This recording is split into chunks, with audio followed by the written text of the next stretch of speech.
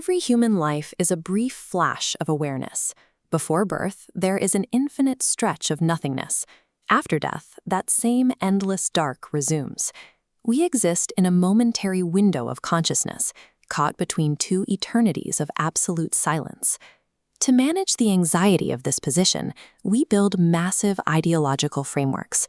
We map out religions, define strict moral codes, and draw borders to establish statehood. These structures provide a script, a reason to act, and a set of rules to measure our worth against.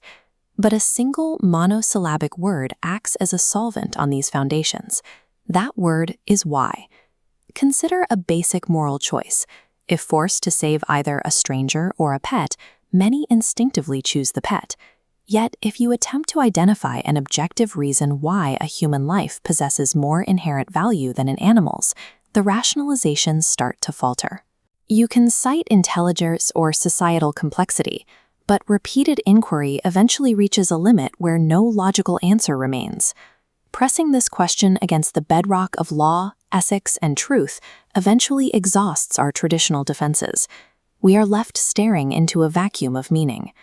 This state is distinct from pessimism. A pessimist sees a glass as half empty and expects the worst. A nihilist recognizes the water level is irrelevant. Without inherent purpose, there is no better or worse state. Unlike cynicism, a nihilist argues that concepts like selfishness and altruism do not exist in nature. They are merely human-made labels to organize behavior. This deconstruction leads to epistemological nihilism, the position that absolute knowledge and objective truth are entirely unreachable. When we accept that objective truth is an illusion, the logic bleeds into our ethics and politics. It suggests that all moral guidelines and societal orders are baseless constraints, lacking any authority outside of the power used to enforce them. At the end of this line of thought lies existential nihilism, the conclusion that life has no intrinsic meaning, and humanity possesses no special significance in the cosmos. The universe, in this view, is a vast arrangement of matter governed by indifferent physical laws. It does not judge our actions, and it is entirely unmoved by our suffering. Without a cosmic audience, our greatest achievements become local events. They are brief occurrences with no lasting consequence in the grand timeline of a cold, expanding universe. The roots of this modern void reach back to the 19th century. Enlightenment rationality began systematically explaining away religious truths, replacing ancient mysteries with measurable data. This philosophical shift was quickly adopted by a rebellious younger generation in Russia, who used it to reject traditional authority and societal ideals. Author Ivan Turgenev captured this spirit in his 1862 novel Fathers and Sons, popularizing the word nihilism to describe their rejection of the status quo. Friedrich Nietzsche was the first to recognize the scale of the coming crisis. He diagnosed the spreading sense of meaninglessness as a psychological epidemic that would soon overtake the modern world. Nietzsche's declaration that God is dead observed a social reality. Traditional religious institutions had lost their authority to provide an objective, unifying truth for the modern world. He viewed this loss as a profound danger. Without a shared, objective basis for truth, Nietzsche warned that European culture was moving toward a state of widespread social and psychological fragmentation. The collapse of these cultural pillars removed a vital layer of psychological insulation, leaving the population without a shared identity or a coherent sense of place in the cosmos.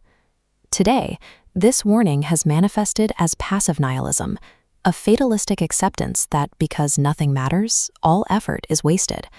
This state is defined by lethargy. A passive nihilist views the lack of objective truth as a reason to stop trying, believing that any attempt to build meaning is a futile deception.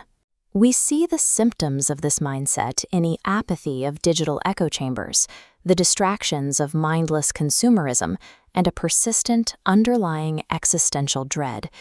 If nothing truly matters, there is no logical foundation to condemn cruelty or value human rights. Without an objective why, society loses the ability to distinguish between progress and destruction.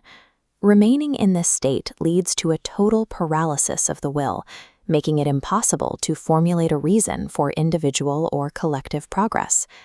nihilism presents a unique paradox. To firmly believe in nothing is to turn that nothingness into a new, rigid belief system. Nietzsche proposed a way out, active nihilism. Instead of falling into paralysis, he suggested using the destruction of old values as a starting point. Active nihilism uses the collapse of societal ideals to clear away expectations, creating a vast negative space. This vacuum empowers the individual to act as the sole architect of their existence, building a personal purpose from scratch. This logic reached its peak with Jean-Paul Sartre and existentialism.